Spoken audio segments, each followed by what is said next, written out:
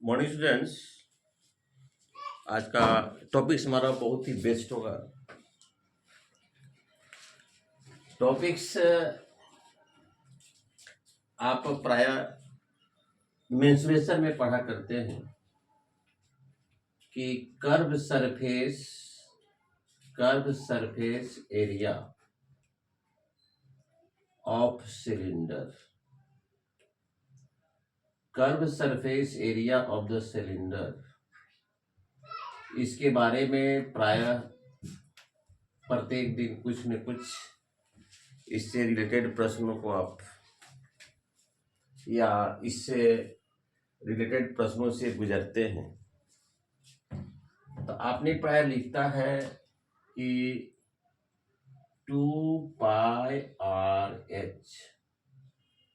तो आज हम यह साबित करके बताएंगे कि आखिर सिलेंडर का जो कर्व सरफेस एरिया होता है वह 2πr/h ही क्यों होता है, क्यों नहीं 4πr/h होता है, क्यों नहीं 8πr/h होता है। तो अब देखिए, यह जो है एक प्रकार के सिलेंडर का एग्जांपल्स, ठीक है। अगर ऊपर वाले बटन को हटा दिया जाए,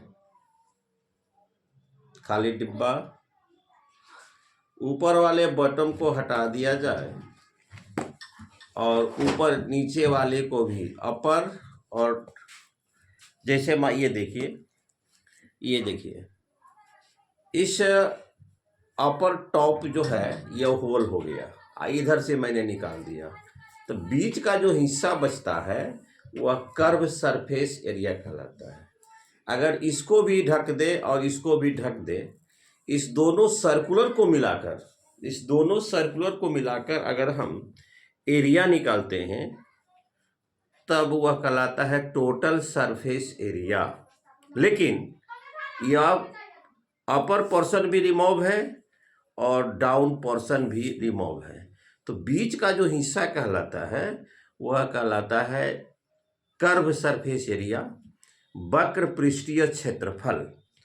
अब इसके बारे में हम बताना चाह रहे हैं कि आखिर यह 2πr/h के द्वारा ही हम लोग क्यों निकालते हैं। तो मान लिया जाए, आप देख रहे हैं यह कागज जो एक शेप है, यह कागज जो एक शेप के रूप में है, वह किस प्रकार का शेप है।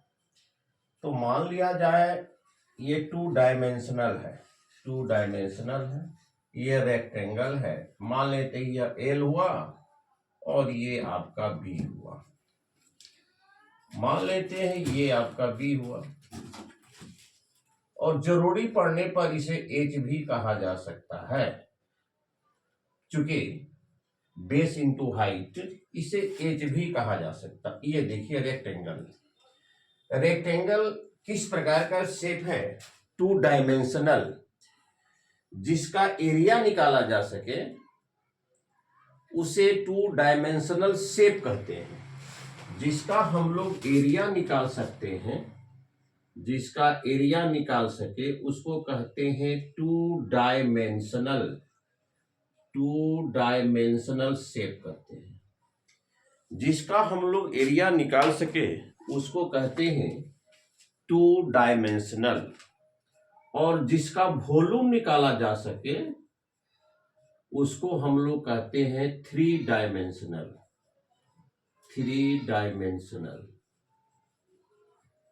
जिसका वॉल्यूम निकालना संभव है उसको कहते हैं 3 डायमेंशनल, लेंथ ब्रेथ हाइट, और केवल जिसका एरिया निकालना संभव है उसको कहते हैं 2 डायमेंशनल शेप। इसको कहते हैं 2 डायमेंशनल शेप। तो अब देखिए, यह जो आप देख रहे हैं यह हमारा क्या है, एक प्रकार का रेक्टेंगल है, ठीक है। तो मैं यहां भी एक फिगर बनाता हूं रेक्टेंगल का, मैं यहां भी एक फिगर आपको बनाकर दिखाता हूं रेक्टेंगल का। मान लेते इसी के माप का मैंने एक रेक्टेंगल का इमेज बनाया, यहां भी मैंने एक फिगर बनाया रेक्टेंगल का, यहां भी एक मैंने फिगर बनाया रेक्टेंगल का। इसको एल मान लिए, इसको बी मान लिए, और आवश्यकता पड़ने पर इसको हम एच मान लेंगे। ठीक है, तो ये 2 डायमेंशनल हुआ। ये जो फेस हमारा हुआ, ये फेस हमारा 2 डायमेंशनल हुआ। अब देखिए, यह रेक्टेंगल है। रेक्टेंगल का एरिया बराबर होता है क्या? रेक्टेंगल का एरिया बराबर होता है एल गुना बी। ये तो सबको पता है, लंबाई गुना चौड़ाई। अब क्या किया जाए, ये अब देख रहे हैं इधर का बी और इधर का ब्रेथ, जिसको कि हाइट भी जरूरी पड़ने पर हम लिख सकते हैं। दोनों किनारे को जोड़ दिया जाए। दोनों किनारे को आप जोड़ दीजिए, दोनों किनारे को आप जोड़िए। अब जोड़ने का काम आपका है, हमारा काम जोड़ने का नहीं है, लेकिन यहाँ पर तो मुझे ही जोड़ना पड़ेगा। कोई चूंकि यहाँ पर उस ढंग के मेरे पास सहयोगी अभी फिलहाल नहीं है, लेकिन इसलिए मैं जोड़ने का काम खुद ही मैं कर रहा हूँ। आप देखिए, इसको मैंने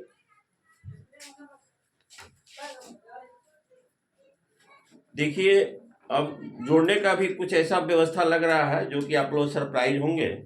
इसको हम जोड़ने का प्रयास कर रहे हैं, और शायद मैं भाग्य का भाग्यशाली हूँ कि जोड़ने का भी व्यवस्था स्वतः हो गया। देखिए, यहाँ पर जोड़ा जा रहा है, आप ध्यान से देखेंगे, आपके घर में भी होगा ये सेलो टॉप वगैरह, आप जोड़ दीजिए। अब देखिए, तो वह जो रेक्टेंगल था ये क्या बन गया? आप देखिए, वह जो रेक्टेंगल था, वह रेक्टेंगल आप ये क्या बन गया? वह रेक्टेंगल आपका क्या बन गया? देखिए, तो बेलन बन गया। इसको कहते हैं हम लोग हैं सिलेंडर। इसको हम लोग क्या कहते हैं? सिलेंडर कहते हैं। जो रेक्टेंगल सब यही शेप था यहाँ पर, क्योंकि इसी कागज का यह कागज जो रेक्टेंगल शेप का था, मैंने उसी के मेजरमेंट के आधार पर यहाँ रेक्टेंगल बनाया था। और दोनों ब्रेथ के किनारे को मैंने जोड़ दिया, दोनों ब्रेथ के किनारे को जोड़ दिया। इसको समय पर एच भी माना जा सकता है। तो अब देखिए, यह शेप जो रेक्टेंगल बना, इसी को मैंने ऐसे मोड़ दिया है। तो मोड़ने के बाद अब यह शेप बना। तो आप ये बताइए हमको कि भाई इसका कौन सा जो हिस्सा है, इसका कौन सा हिस्सा सर्कल के रूप में बना? एल वाला जो हिस्सा है, ये नीचे वाला जो लेंथ है, यह बना आपका सर्कल के रूप में। ये बना आपका सर्कल के रूप में बन गया। ये जो आपका एल का हिस्सा है, ये बन गया सर्कल। ये जो बन गया सर्कल बन गया। ये बन गया आपका सर्कल। ये बन गया सर्कल। ये हिस्सा बन गया आपका सर्कल बन गया। और ये जो बी है, एज के रूप में कन्वर्ट हो गया। एज के रूप में कन्वर्ट हो गया। तो मैंने तो यहां पर लिखा है कि एरिया ऑफ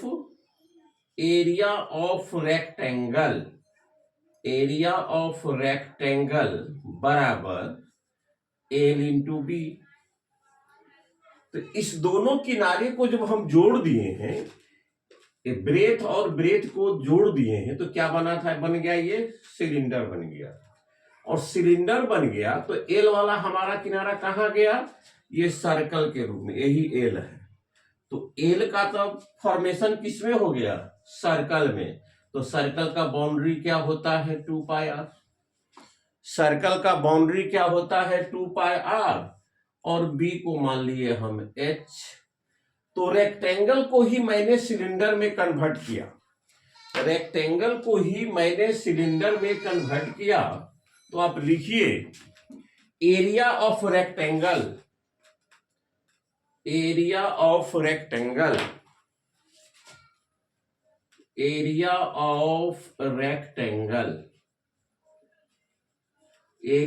रेक्टेंगल बराबर एल गुना बी। तो भाई सिलेंडर में जो है एल है, वह सर्कल के रूप में है। तो सर्कल का सरकमफ्रेंस जो एल जो सरकमफ्रेंस में कन्वर्ट हुआ है, ये गोलाकार में ये कन्वर्ट हुआ है तो उसका होता है 2πr। और मैंने कहा था कि एच को आवश्यकता पड़ने पर एच भी लिख सकते हैं। तो ये हो गया 2πrh, ये हो गया curve surface area of the cylinder. तो curve surface area of the cylinder 2πrh क्यों हुआ? तो मैंने पहले क्या बताया आपको कि एक मैंने रेक्टेंगल लिया था, यह आपका L हुआ, ये आपका B हुआ, और यह भी आपका B हुआ, ये आपका L हुआ, और कहा था कि जरूरी पड़ने पर इसे हम H मान सकते हैं। यही रेक्टेंगल था। तो इस रेक्टेंगल को मैंने ऐसे जोड़ दिया, तो आपका ऐसा शेप बना। तो यह आपको सर्च करना है कि रेक्टेंगल का जो लेंथ है वो कहाँ गया। रेक्टेंगल का जो लेंथ है यह कैसे गया है, वो सर्कल के रूप में कन्वर्ट हो गया। और ये जो इसका जो ब्रेथ था वह हाइट के रूप में कन्वर्ट हो गया। जो ब्रेथ था हाइट के रूप में कन्वर्ट हो गया, लेकिन एरिया तो वही रहा। चूंकि उसी डायमेंशन से हम इसको बनाए हुए हैं, तो भाई जब मैंने दोनों ब्रेथ के किनारे को जोड़ दिया तो ये बन गया सिलेंडर। तो भाई सिलेंडर में जो ग्राउंड का जो हिस्सा है, बेस का हिस्सा, वो सर्कुलर है और टॉप का हिस्सा भी सर्कुलर है। तो सर्कुलर कौन बना था? रेक्टेंगल का लेंथ बना था। तो भाई लेंथ जब सर्कुलर में कन्वर्ट हो गया तो उसका बाउंड्री, उसका लंबाई, तब ये रेक्टेंगल का लंबाई L था, लेकिन यह गोलाकार रूप में कन्वर्ट हो गया, तब इसका लंबाई क्या होगा भाई? तो 2πr होगा। और इसका जो ब्रेथ था रेक्टेंगल का, वो हाइट में कन्वर्ट हो गया। तो एरिया ऑफ रेक्टेंगल बराबर L गुना B। अब मैंने बताया था कि जोड़ी पड़ेगा तो B को H में लिख सकते हैं।